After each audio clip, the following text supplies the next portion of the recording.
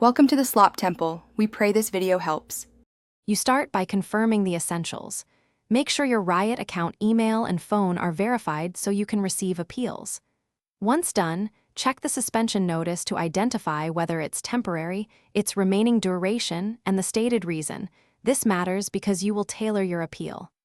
Next, collect supporting evidence, match ID, chat screenshots, and receipts for recent purchases, because clear documentation speeds resolution and helps prove your intent and account ownership.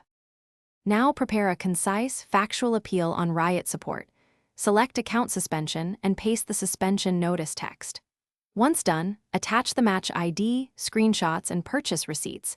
Make sure timestamps and player names are clear so staff can verify quickly. In the message, explain what happened and why, admit mistakes if applicable, and avoid aggressive or false statements.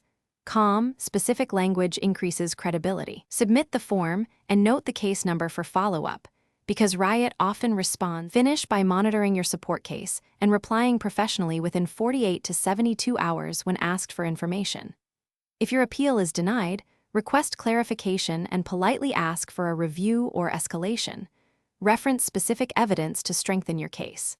If you suspect a technical error or a compromised account, include client logs, reinstall the Valorant client, change your Riot password, and enable two-factor methods. These steps protect your account and can prompt a technical reevaluation.